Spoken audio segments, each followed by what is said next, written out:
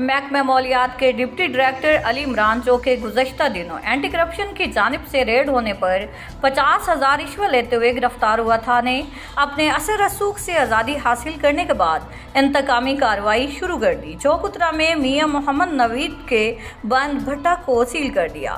بھٹا مالکان نے anti corruption office کے باہر احتجاج کیا۔ اس وقت ہمارے نمائندے عدنان علی مرتضیٰ وہاں موجود ہیں، ان سے مزید جانتے ہیں۔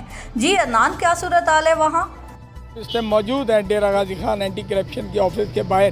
یہاں پہ جو بھٹا مالکان ہیں انہوں نے احتجاج کیا ہوا ہے، یہاں پہ ڈائریکٹر ڈپٹی ڈائریکٹر وغیرہ سے مل کر آئے ہیں۔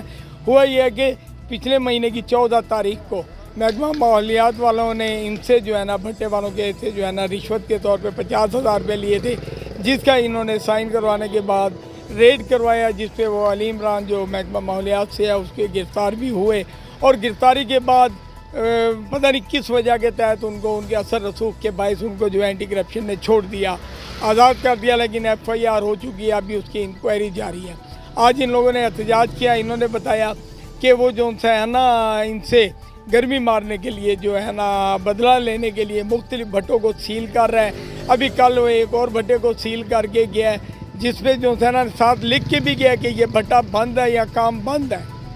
اس لیے ہمارے ساتھ دوست موجود ہیں، ان سے پوچھتے ہیں کیا صورتحال ہے۔ جی السلام علیکم، میں محمد مظفر گندی کوٹ چھٹا بٹھا اسٹیشن کا صدر ضلع ڈیرہ غازی خان۔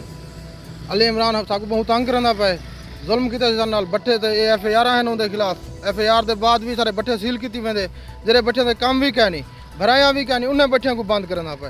یہ زیادتی کرنا پے، سارے بہت زیادہ زیادتی کرنا پے۔ اساں افسران بالا کو امید کرنا سا کو انصاف کرے دے سن۔